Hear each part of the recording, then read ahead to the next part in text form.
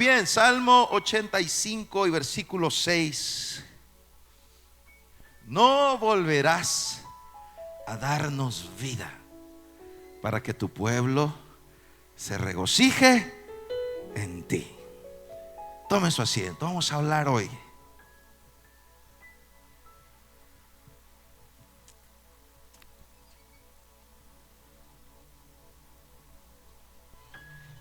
El 8 de febrero, en la Universidad de Asbury, en Kentucky, el capellán del staff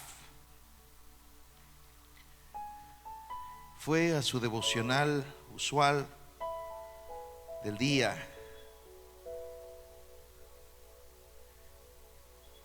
Para predicar el tema: conviértete en el amor de Dios para experimentar el amor de Dios. Ese fue su tema. Conviértete en el amor de Dios para experimentar el amor de Dios. Predicó por 25 minutos hace 15 días y comenzaron a fluir y siguieron fluyendo, y comenzó a caer un arrepentimiento entre los estudiantes. Unas semanas atrás, a nivel global, en la entrega de los premios, no le vamos a dar publicidad a esa tontería, pero en un programa de alto rating a nivel global se vio prácticamente un ritual satánico en el que la gente quedó con la boca abierta en el mundo entero, en la televisión, en las redes, en un evento artístico de alto rating,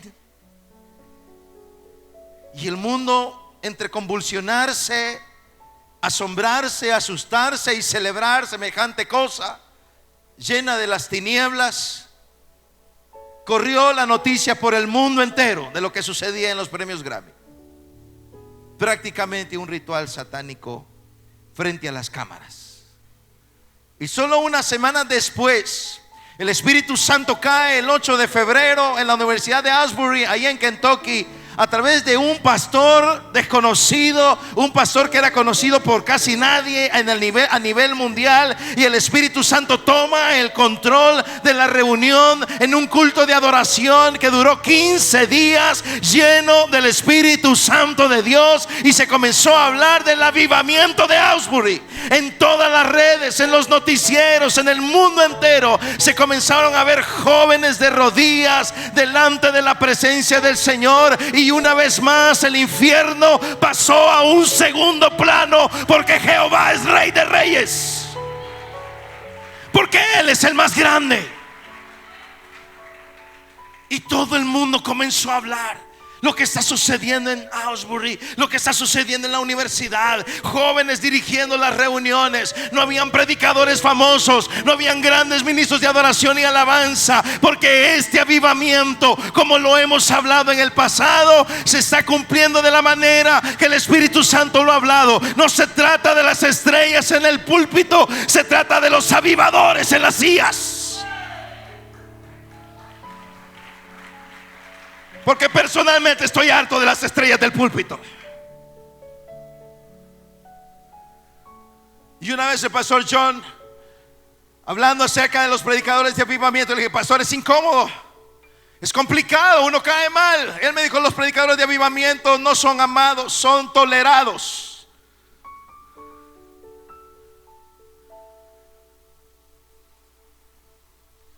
Cuando Juan el Bautista hablaba, caía mal. Bueno, le costó la cabeza al brother, pero que se entiendan con el jefe.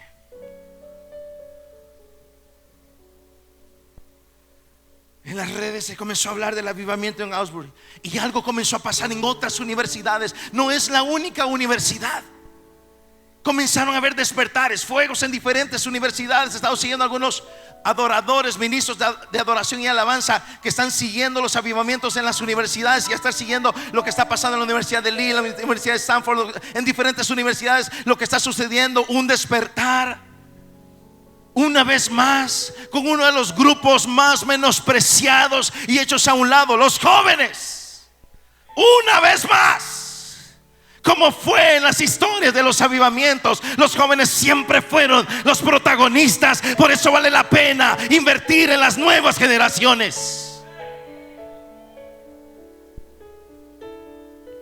Y el fuego de Dios comenzó a arder, y comencé a estudiar todo lo que estaba sucediendo y lo que estaba pasando. Exalumnos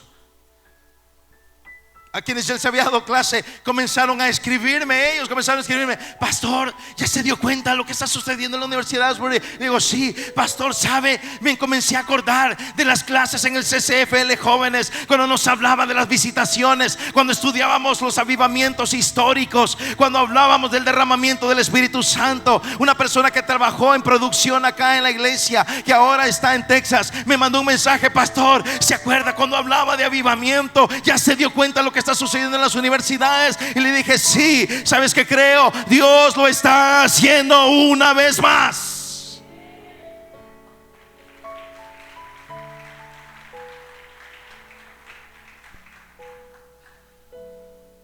Hace 2 días, recordé que Alex me contó una vez, cuando él estudiaba allá en Canción, en México, en Durango. Me contó, ya obviamente hace muchos años atrás de esto, como en un inicio de ciclo no podían empezar las clases por una semana. No lograban empezar las clases porque se reunían para la oración de la mañana. El asunto agarraba fuego y ahí se quedaban todo el día, por una semana. Hace 2 días anunciaron la suspensión de las reuniones en Asbury. Yo le decía a Rosario: ¿sabes qué es lo complicado de lo que está pasando ahí? Lo complicado ahora es saber cuándo detenerlo. Yo le decía: ¿sabes qué es lo difícil? Lo difícil es saber cuándo lo detienes. Ha sucedido aquí en los cultos. Cuando el Espíritu Santo comienza a fluir, el fuego comienza a subir, el viento recio comienza a fluir, y uno comienza a debatirse: Señor, ¿debo seguir? Señor, ¿debo detener ya? ¿Debemos seguir ministrando? ¿Debemos seguir fluyendo en oración? ¿Seguimos fluyendo en la adoración? ¿Seguimos intercediendo? ¿O detenemos ya eso? Y uno comienza en esa batalla. ¿Qué quiere el Espíritu Santo? Y muchas veces yo siento que el Espíritu me dice: sigue, sigue, sigue. Y digo: Dios, no puedo, ya es tarde, tenemos que terminar. Hace 2 días terminaron las reuniones. El 22 de febrero dijeron: es el final de las reuniones. Las trasladaron, ya no en la universidad, están en otro local ahora. Pero ¿sabe qué? En realidad, personalmente creo, eso en sí mismo, lo que está sucediendo en sí mismo, no es un avivamiento en sí mismo. Eso es un despertar. Eso es el despertar, porque la evidencia de un avivamiento no es un culto extraordinariamente explosivo. La evidencia de un avivamiento es el cambio y la movilización. No que sea intensa la reunión. Hay muchas reuniones intensas, hay campamentos intensos, hay reuniones de oración intensas, hay cultos intensos. Eso en sí mismo no define un avivamiento. Eso puede ser la llama que enciende, la chispa que enciende la llama que enciende el motor espiritual. Eso es el despertar. Pero la evidencia histórica, bíblica y en la historia de la iglesia, la evidencia de un avivamiento es el cambio y la movilización.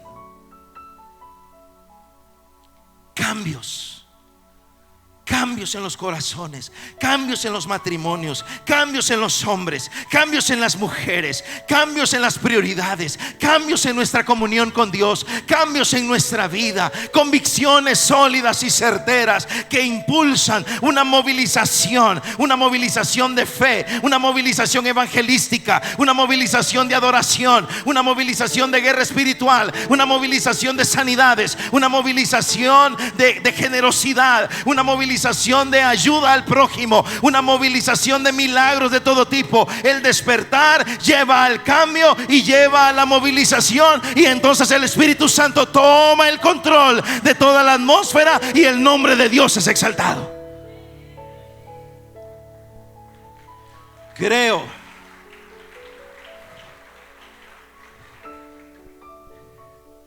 que hay vientos de avivamiento. No porque lo estamos hablando desde hace una semana atrás, no. Yo pensé, yo tendría que haber estado ahí. Yo lo pensé.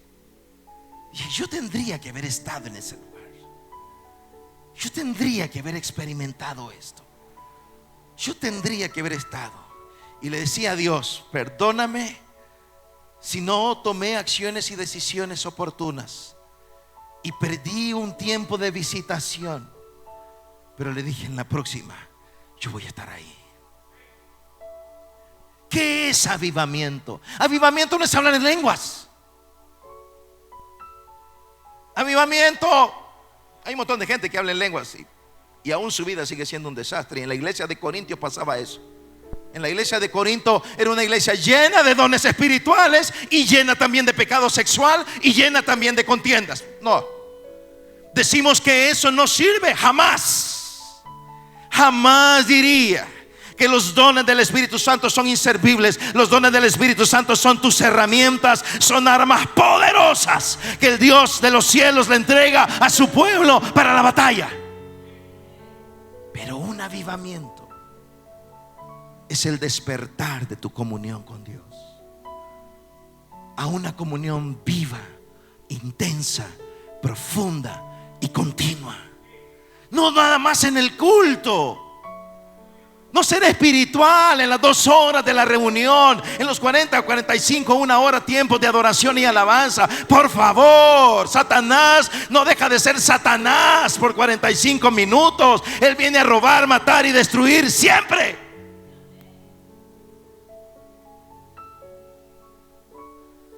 Hay gente que dice: mire, yo no me meto más con Dios porque si me meto más con Dios, Satanás me va a atacar. Satanás lo va a atacar.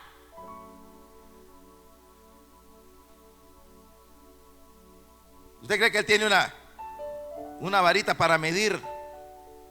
El meteólogo, el que está más metido con Dios, el meteólogo espiritual. A ver, Zuleima, está bien metida, la voy a atacar. No, Satanás te ataca siempre. Solo que cuando tienes esa sensibilidad y discernimiento espiritual, puedes oler la podredumbre del infierno. Y sabes que es el enemigo. Ay, no, porque como me estoy metiendo más con Dios, como estoy orando, como estoy sirviendo, el enemigo me ataca. No, el enemigo ataca siempre. Y esa es una buena mentira por la cual mucha gente no se mete con Dios. No, yo no oro más, ya no sigo más. Te está atacando. Te está llevando a no orar. Ya te cambió la aplicación. Te atacó. Solo que te atacó de una manera muy sutil. Pero retrocedes 3 pasos a tu comunión con Dios. Retrocedes 3 pasos a tu bendición. Retrocedes 3 pasos a la bendición de tus hijos. Retrocedes 3 pasos a tu victoria. El enemigo roba, mata y destruye siempre. No solo cuando te metes con Dios, no, siempre.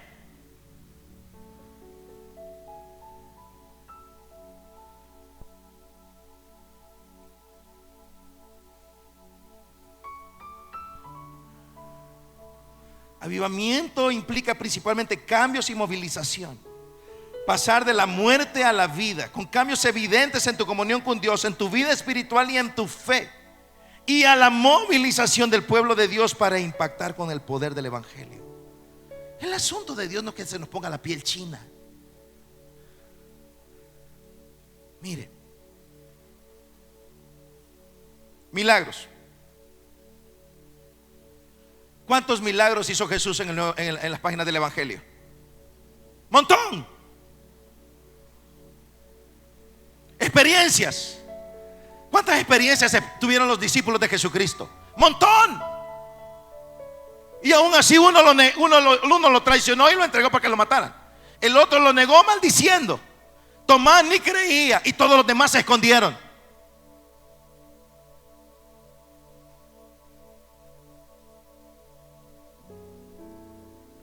Un avivamiento. Voy a usar esta frase. Un genuino avivamiento tiene que ver con cambios y movilización. Que tú sales tan impactado por el fuego de Dios en tu vida, que sales por esa puerta a contarle al mundo entero lo que Jehová ha hecho en ti. Dale esas palmas de alabanza. En estos mensajes no hay muchas palmas, pero bueno. La mujer samaritana, casada con 5 hombres, estaba con otro que no era su marido. Una mujer menospreciada étnicamente por ser samaritana, menospreciada demográficamente por ser mujer, menospreciada socialmente porque era la mujer ya de 6 hombres. No había nada que valiera la pena en esa mujer. No había propósito, no había razón para levantarse cada 24 horas de su vida. Llegaba al mediodía con su cántaro al pozo. Las mujeres llegaban en la mañana con el cántaro al pozo. Ella llegaba al mediodía con el cántaro al pozo. ¿Qué pienso yo? Evitaba. Por eso le preguntaba a Zuleima, pero no son temas agradables. No nos gusta decir que soy adicto a la pornografía, que estoy masturbándome cada 3 horas.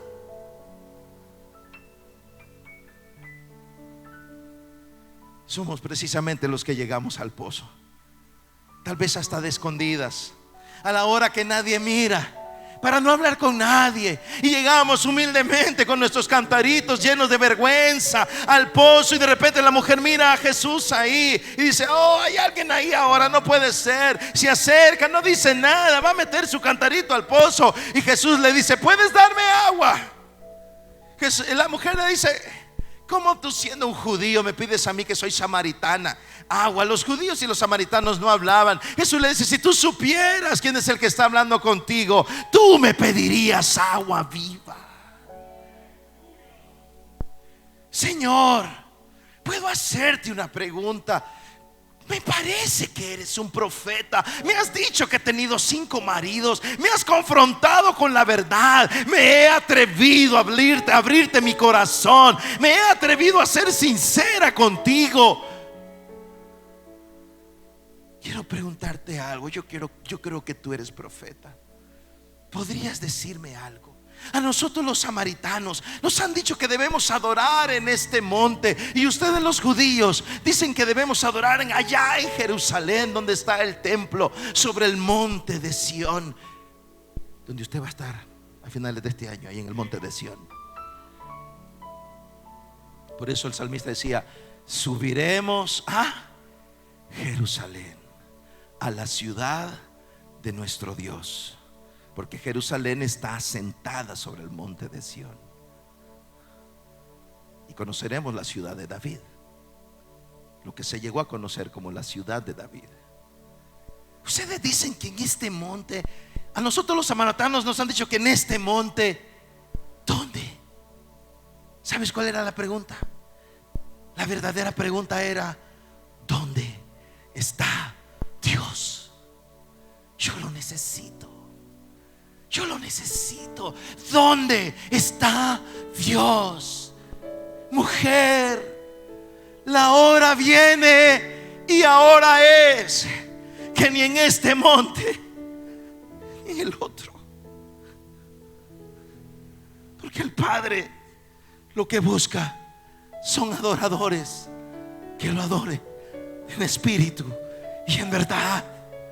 El Padre busca corazones, no montes. Mujer, tienes la solución frente a tus ojos.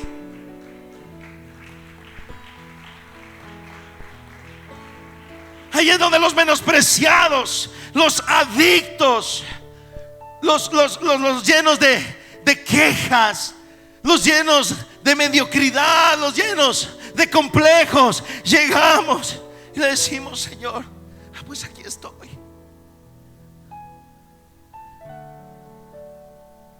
Y la mujer le dice: no te entiendo. Para mí, ese es mi episodio favorito del ministerio de Jesús en la tierra. Es mi episodio favorito, ver a Jesús devolverle valor a alguien que no tiene nada de valor, porque ese soy yo. Y la mujer le dice: cuando venga. Y está confundida y dice: no entiendo. Pero lo que yo sé es que cuando venga el Mesías, Él nos enseñará todas esas cosas que tú me estás diciendo. ¿Se puede imaginar la cara de Jesús ahora? Tal vez volviendo la mirada al Padre, guiñándole un ojo al Padre. Estoy especulando, por favor, eso no está en la Biblia. Le digo, se lo digo. Y el Espíritu Santo, vamos, díselo. Mujer, yo soy el Mesías. Wow. No fue a Anás, no fue a Caifás, no fue al Sanedrín, no fue a Pilato. La primera persona que supo quién era Jesús fue una mujer samaritana y menospreciada. A ella le dijo: yo soy el Mesías. Te tengo noticias, tiempos de avivamiento. Cuando estés a solas con tu Dios, en tu cuarto secreto, de rodillas en su presencia, y lo escuches decir: yo soy tu padre, hija, yo soy tu padre, hijo, y jamás te voy a dejar. El despertar de tu comunión con Dios.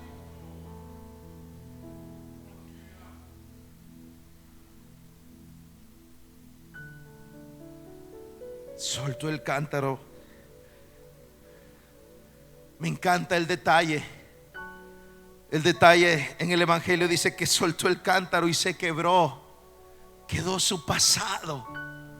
Corrió, entró a Samaria y se va a la multitud y le dice: vengan, quiero contarles algo.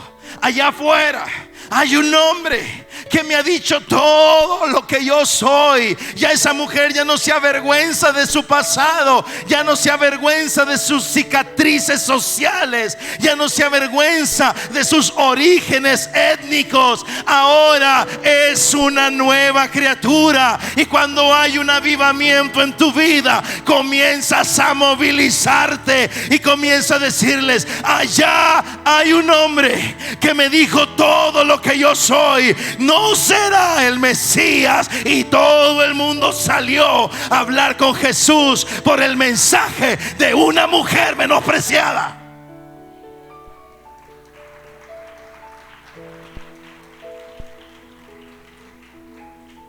¿Por qué necesitamos una iglesia en avivamiento? Porque queremos que la iglesia se llene, porque queremos que haya bonita música, porque queremos sentir la piel china, porque queremos ver cristianos comprometidos con su comunión con Dios, porque hemos hecho de todo y no hay reacciones de impacto. Hicimos una cosa, hicimos otra cosa, hicimos esta actividad, hicimos la otra actividad y la gente seguía ahí. Porque queremos reuniones llenas de vida, poder y pasión, porque estamos cansados del pecado. ¿Cuántos están cansados del pecado? Alguien aquí aborrece el pecado en este lugar. Estamos cansados del pecado. Porque debemos llevar salvación. Porque hay gente que necesita ser liberada de las cadenas del enemigo. Porque necesitamos una generación que impacte con su fe. Porque el mundo está buscando evidencias contundentes de la iglesia. Porque hay una guerra que pelear contra el infierno. Y sobre todo porque el nombre de Dios debe ser en gran manera glorificado en medio de las familias.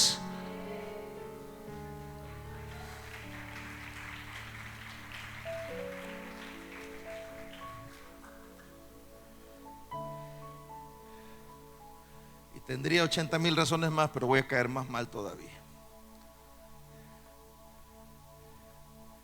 Hay un camino, hay una manera.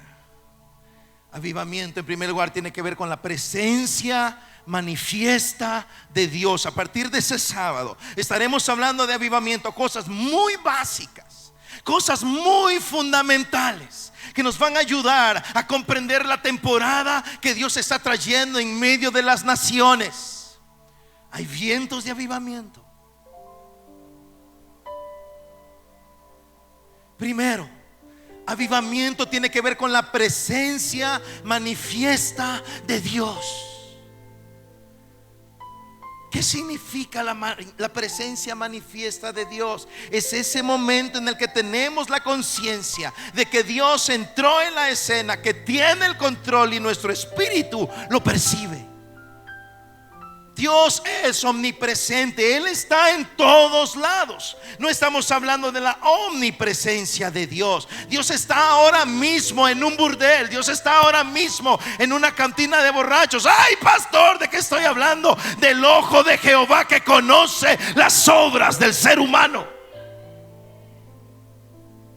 De que Dios no puede ser engañado. De que Él está ahí cuando estás con la pornografía.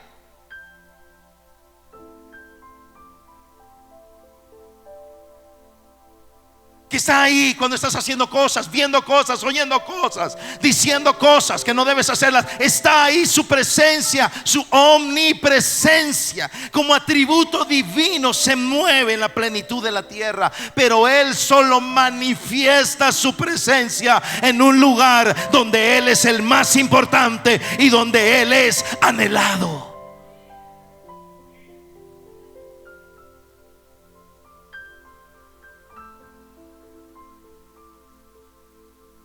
Año 2001, primer congreso jóvenes en avivamiento. Conocimos la presencia manifiesta de Dios. Wow, el punto donde Él entra en la escena y sabes que Él está allí. Pasó el primer congreso jóvenes en avivamiento, había sido explosivo y yo sabía que yo estaba en problemas. Como pastor yo estaba en problemas. Yo decía, Dios, yo no tengo idea. Yo no tengo idea de qué es esto en realidad. Sé que estás aquí, sé que te estás moviendo, pero no tengo idea cómo pastorear o liderar esto. Me encerré en mi oficina, cerré la puerta, me lancé de rodillas una tarde y le dije, Señor, ¿qué he hecho mal? Casi puedo ver la risa de Dios diciéndome, ¿de verdad quieres que conteste eso? Y comenzó a mostrarme mi corazón y a desnudar la religiosidad de mi corazón. Y al final el Espíritu me dice, Carlos, tú debes entender algo. Lo más importante en la reunión no es si Carlos Aguilar vino, si Zuleima de Aguilar vino. Lo más importante en la reunión no es si Rosario vino. Lo más importante en la reunión no es si Milton vino. Lo más importante en la reunión es si yo estuve en la reunión.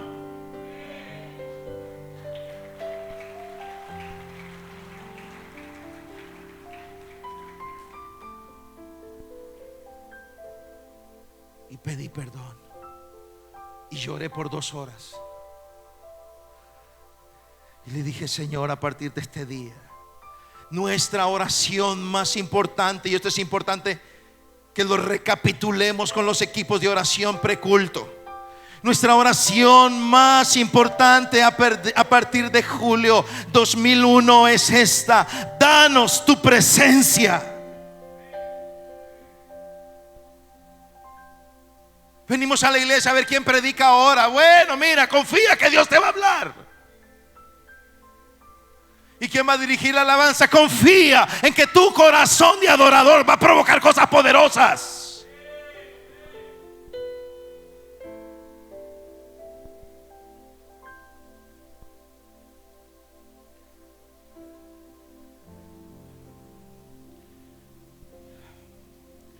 Iba a decir algo, pero no lo voy a decir.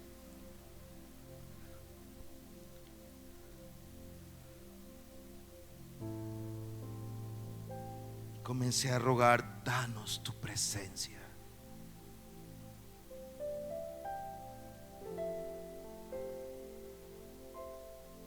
Y a veces estoy aquí parado, a veces agotado física, emocionalmente, agotado espiritualmente, agotado. Y digo, Dios, danos tu presencia. Dios, haz algo. Haz algo. No hemos venido aquí por un culto bonito. No hemos venido aquí para tener un culto bonito. con bonitos cantos, con bonita palabra, con elocuencia, como decía el apóstol Pablo, con un programa bonito, con todo bonito, y salir contentos de tener un culto bonito. ¿Sabes cómo eran los cultos en el Nuevo Testamento? Poderosos, tan poderosos que asustaban.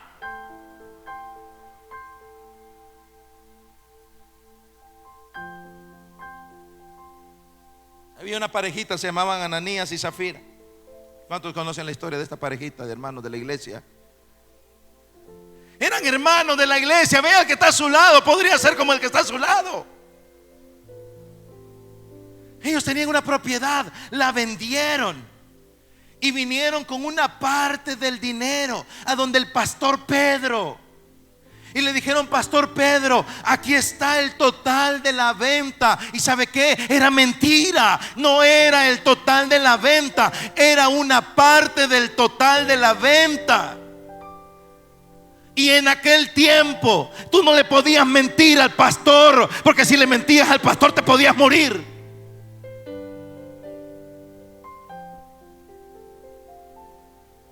Y Pedro, lleno del Espíritu Santo, le dice: ¿por qué mientes al Espíritu?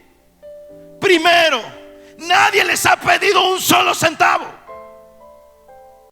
Nadie les ha pedido que vendieran su propiedad. Y si vendieron su propiedad, pues nadie les dijo que trajeran el dinero. Su pecado es mentira. Y por haber mentido al Espíritu Santo, cayó muerto. Muerto. Qué culto tan bonito. Bien muertecito cayó el brother. Y Pedro llamó a los jóvenes. Mire para lo que funcionaba el ministerio juvenil. Llamaron a los jóvenes para que sacaran al muerto. Había un curso de preparación para sacar muertos mentirosos.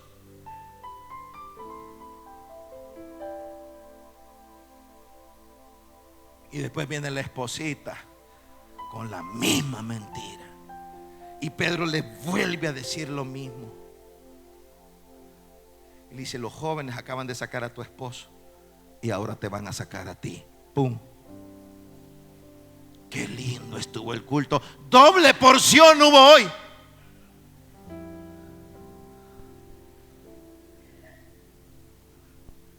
Y dice el texto: y hubo gran temor entre la gente de la congregación y en el pueblo, y algunos ni se atrevían a acercarse a los discípulos, pero el Espíritu añadía a los que debían ser salvos. Cayó temor de Dios en los corazones. La gente sabía: con Dios no se puede jugar.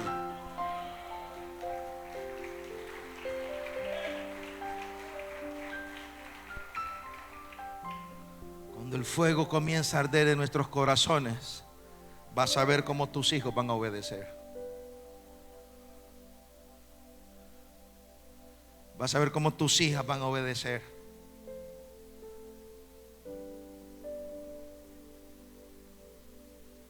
Y entendí que venimos a la casa de Dios a encontrarnos con el poder del Espíritu Santo. La presencia manifiesta de Dios es la gran diferencia entre reuniones intensas o aburridas, entre una iglesia fría o con el fuego de Dios, entre la religiosidad muerta y una relación con Dios firme y estable, entre cristianos con cambios o simplemente ir a la iglesia, entre ministros y ministerios que van desde muertos a entusiastas o impactantes y transformadores. Tenemos ministros o muertos o muy entusiastas, pero necesitamos ministros y ministerios impactantes, transformadores. Tenemos demasiados conferencistas motivacionales. Su presencia es ese momento en el que estamos aquí. Digo: Dios, haz algo en este lugar. No daremos un paso más sin tu presencia.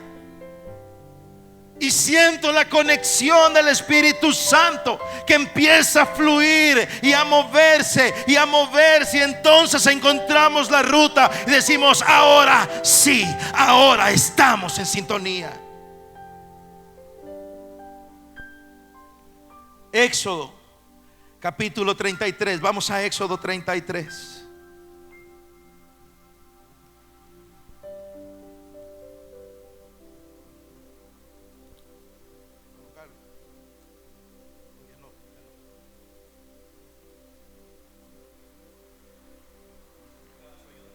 Ya no, ya estuvo. Ya lo logré. Éxodo 33, versículo 9. En cuanto Moisés entraba en ella, la columna de nube descendía y tapaba la entrada mientras el Señor hablaba con Moisés. Cuando los israelitas veían que la columna de nube se detenía a la entrada de la tienda de reunión, todos ellos se inclinaban a la entrada de su carpa y adoraban al Señor. Y hablaba el Señor con Moisés cara a cara, como quien habla con un amigo. Después de eso, Moisés regresaba al campamento, pero Josué, su joven asistente, nunca se apartaba de la tienda de reunión. Cuando pensamos en alguien como Moisés, ¿qué se nos viene a la mente? Bueno, a mí un líder guiado por Dios. Pero en esta porción encuentro algo en Moisés: un gran director de adoración y alabanza. Moisés llegaba a la puerta del tabernáculo. El tabernáculo de Moisés estaba fuera del campamento. Moisés cruzaba todo el campamento. La gente lo iba siguiendo con su mirada. Todo el mundo salía a la puerta cuando Moisés se dirigía a la entrada del tabernáculo de Moisés, al tabernáculo. Y toda la gente salía por una sola razón: cuando Moisés llegaba a la puerta de la tienda, la nube descendía.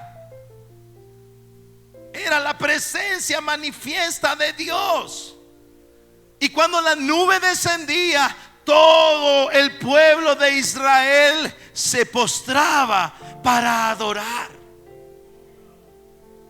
Moisés puso a adorar a toda una nación con una sola cosa: la presencia manifiesta de Dios. Sin instrumentos, sin cantos bonitos de famosos. Sí, está bien, no tengo problema con eso. Está bien.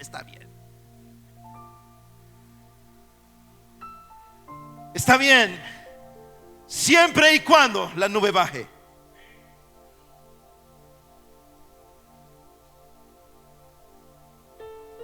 Porque en tiempos de avivamiento vemos la presencia manifiesta de Dios. Si piensa en Pablo, ¿qué se le viene a la mente?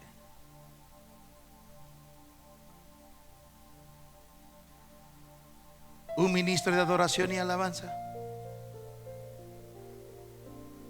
el apóstol rompebrechas, el de las cicatrices del evangelio, como él mismo lo decía, el hombre de los grandes milagros. Qué gran adorador fue Pablo. El director de alabanza, estando en la cárcel, comenzó a cantar alabanzas y la cárcel se estremeció con un terremoto y se abrieron las puertas. La presencia manifiesta de Dios. Qué gran director de adoración fue Pablo. Segundo de Crónicas, capítulo 5. Vamos a Segundo Crónicas 5.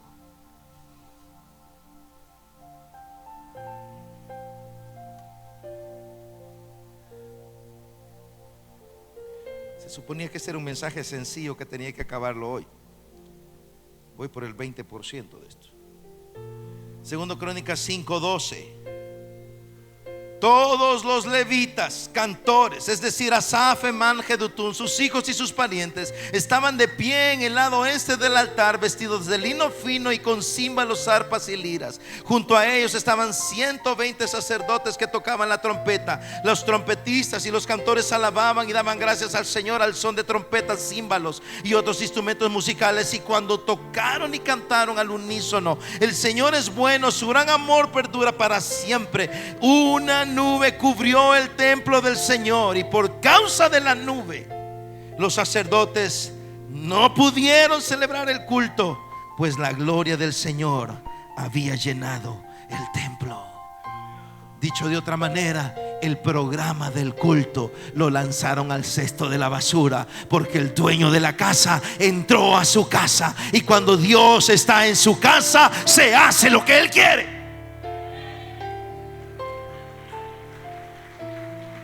¿Qué necesitas en tu casa? La presencia manifiesta de Dios. ¿Qué necesitas en tus finanzas? La presencia manifiesta de Dios. ¿Qué necesitas con tus hijos? La presencia manifiesta de Dios. ¿Cómo se logra eso? Dándole vida a tu comunión con Dios, y Él comienza a manifestar su presencia. Tus compañeros comienzan a notar algo, comienzan a notar cambios y una autoridad diferente. Por eso avivamiento no tiene que ver con lo que está pasando en el culto. Avivamiento tiene que ver con cambios y movilización. Con cambios y movilización.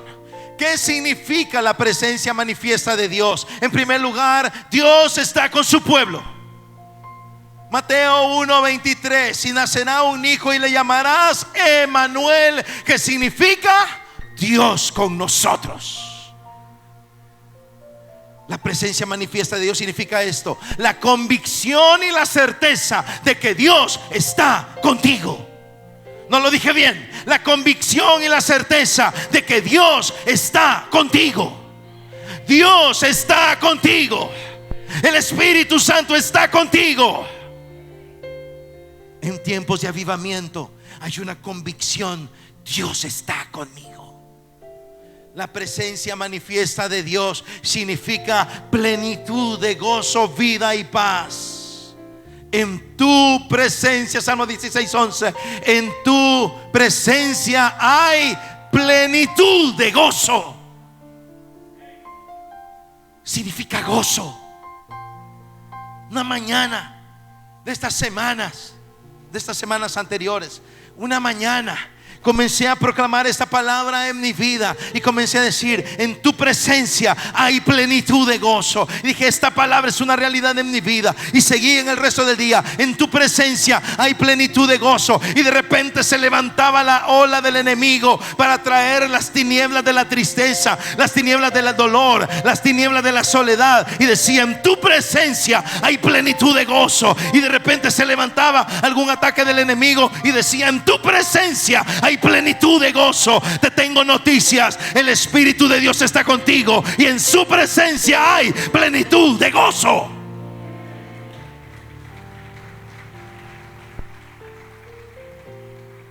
No volverás a darme vida para tener gozo. La presencia manifiesta de Dios significa libertad. Porque donde está el Espíritu de Dios, allí hay libertad. Alguien aquí quiere vivir en libertad. Avivamiento es libertad. Libertad para vivir, libertad para emprender, libertad para ser audaces, libertad de la esclavitud del pecado, libertad de la esclavitud del miedo, libertad del dolor. Libres.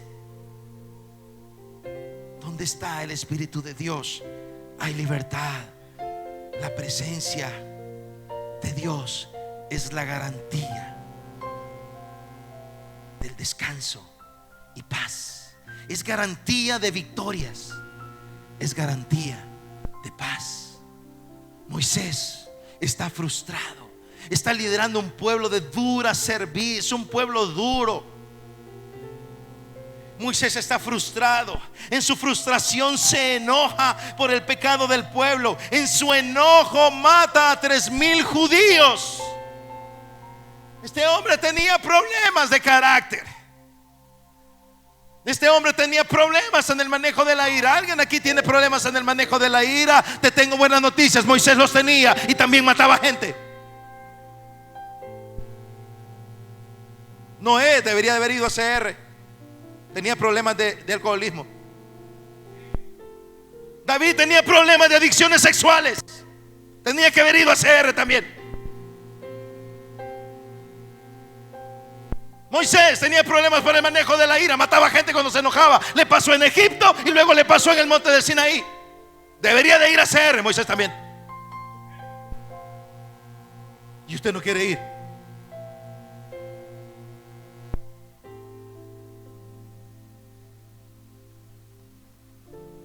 ¿Sabe qué significa eso? Dios no busca gente perfecta. Dios transforma los corazones imperfectos que tienen la humildad para recibir la ayuda del Espíritu Santo de Dios. La mujer allá en el acto mismo del adulterio tenía que haber ido a CR también. Y Pedro tenía que haber ido a CR. Tenía problemas de impulsividad. Tenía que estar ahí Pedro el lunes también. Y los hijos del trueno también tenían que estar ahí el lunes. Tenían problemas de ira. Así que deja a un lado la culpabilidad que la serpiente mentirosa te está trayendo cada 24 horas, haciéndote sentir miserable, porque tú eres un hijo y una hija de Dios, lavados con la sangre de Cristo, sellados por el Espíritu Santo, y vamos a seguir adelante. Ignore a la serpiente.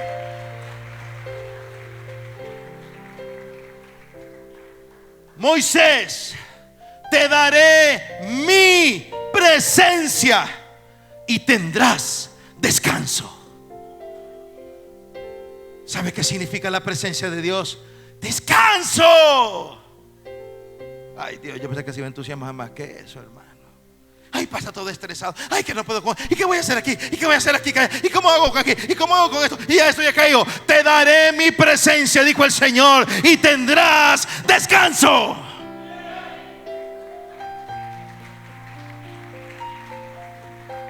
Ya me están reventando las cuerdas vocales.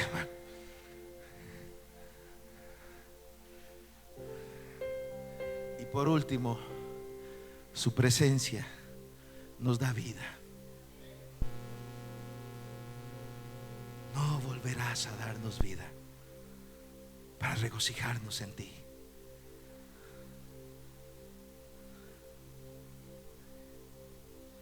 Era como que el salmista le decía: necesitamos volver al estado en el cual, al estar contigo, el estar contigo es la plenitud de nuestra vida. Avivamiento no tiene que ver con un culto, olvídese de eso. El culto es una chispa. El culto es un catalizador. Es una reunión que impulsa, y eso está bien, y por eso trabajamos y oramos tanto por los cultos. Por eso cada sábado, cada domingo, cuando Carlos Aguilar me dice: pastor, ¿cuáles son las peticiones de la semana? Por avivamiento. Que Dios respalde las reuniones, porque la reunión es el empujón. Pero cuando vas a tu comunión viva, intensa, profunda y continua, tienes plenitud, tienes descanso, tienes respuestas, tienes autoridad, tienes poder, y te regocijas. Y el pobre diablo desgraciado se queda con la boca abierta y con carita de WhatsApp y dice: no entiendo, no entiendo, no entiendo cómo sigue adorando, no entiendo cómo sigue leyendo la Biblia, no entiendo por qué se levanta en la madrugada, no entiendo. Le saqué todo su pasado, le saqué todos sus errores del pasado, le saqué sus errores de ayer, le saqué sus errores de hace 48 horas, le saqué todas las mentiras, le saqué esto y aquello, y ahí está orando. ¿Sabes por qué? porque hemos aprendido a regocijarnos en su presencia, y eso nada ni nadie lo puede apagar. ¿Quién me separará del amor de Dios? Hambre, desnudez, persecuciones, angustias. Antes, sobre todas esas cosas, somos más que vencedores en Cristo Jesús, porque ni lo alto, ni lo profundo, ni ninguna cosa creada. Va a poner un sello Pablo, va a hacer un resumen. Simplemente no existe, no ha sido creado lo que me pueda separar del amor de Dios que es en Cristo Jesús el Señor. Por eso estás aquí esta tarde.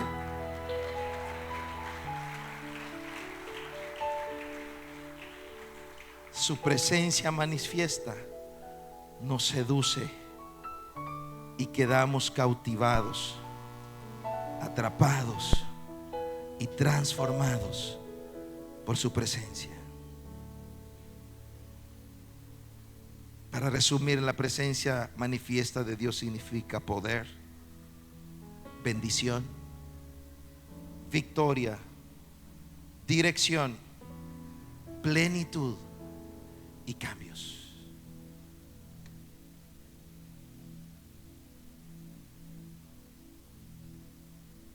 Un avivamiento tiene que ver con la presencia manifiesta de Dios.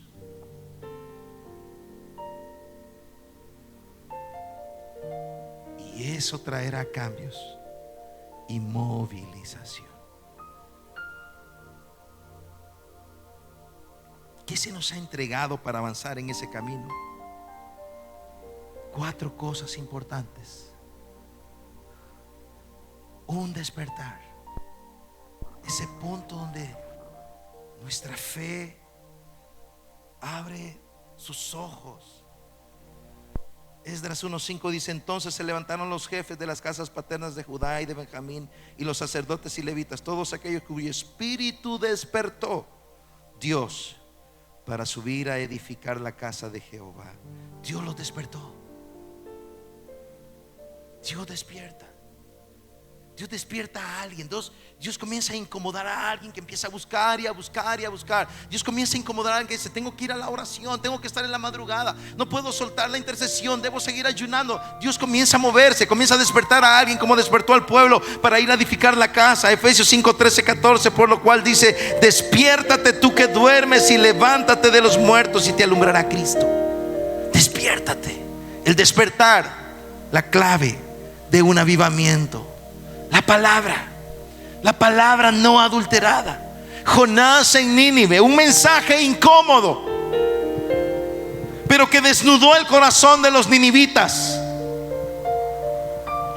Los ninivitas sabían cómo Dios los estaba viendo, no con mentiras. No, si todo está bien, no te preocupes. No, Jonás le dijo: de aquí a unos días Nínive va a ser destruida. Ellos sabían la verdad. Por eso el mensaje de avivamiento es un despertador que te va a incomodar, que no te va a gustar, que te va a caer mal,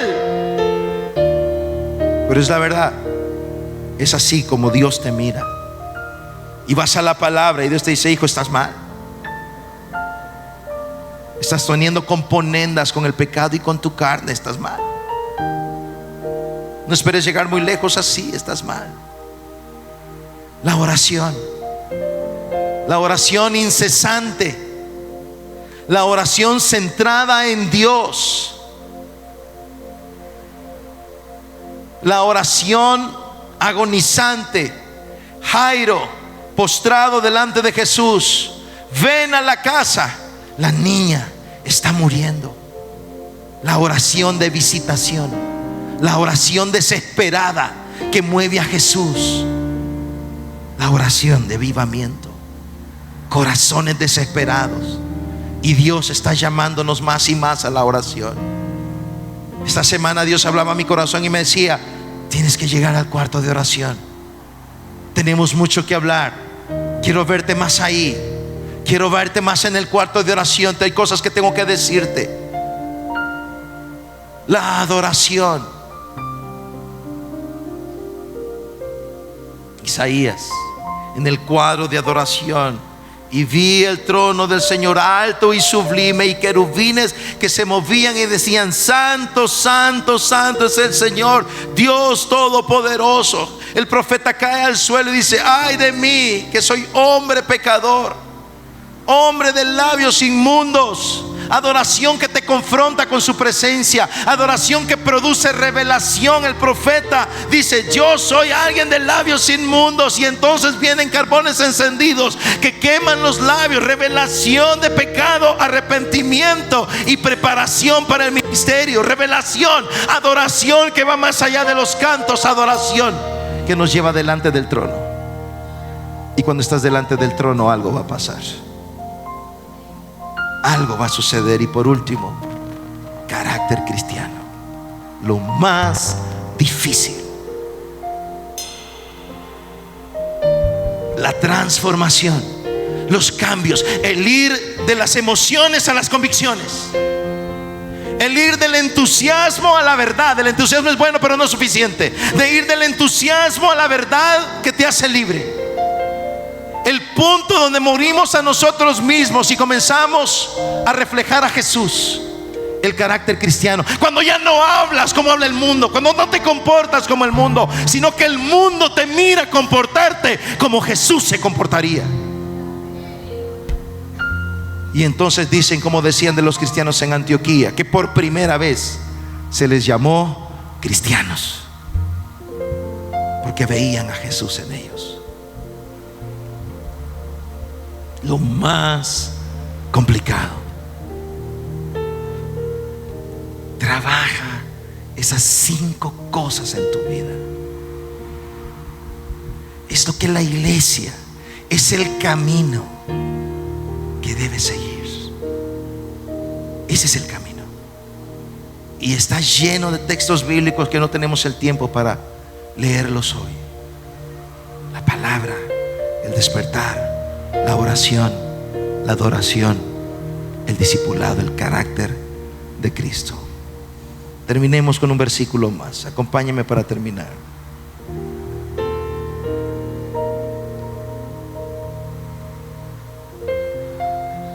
Vamos a Isaías 40.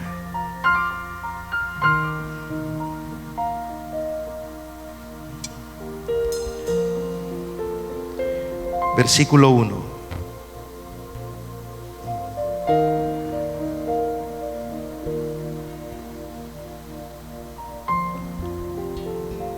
Consuelen a mi pueblo, dice su Dios. Hablen con cariño a Jerusalén y anúncienle que ya ha cumplido su tiempo de servicio, que ya ha pagado por su iniquidad, que ya ha recibido de la mano del Señor el doble por todos sus pecados. Una voz proclama: preparen en el desierto un camino para el Señor. Enderecen en la estepa un sendero para nuestro Dios. Que se levanten todos los valles y se allanen todos los montes y colinas. Que el terreno escabroso se nivele y se alicen las quebradas. Entonces se revelará la gloria del Señor y la verá toda la humanidad. El Señor mismo lo ha dicho. Prepara el camino. Levanta lo que está muy bajo, bajen lo que está muy alto, dejen el camino liso, limpio, para la presencia de Dios. Preparemos el camino a un tiempo de avivamiento. Cierra tus ojos un minuto, es tarde, vamos a terminar.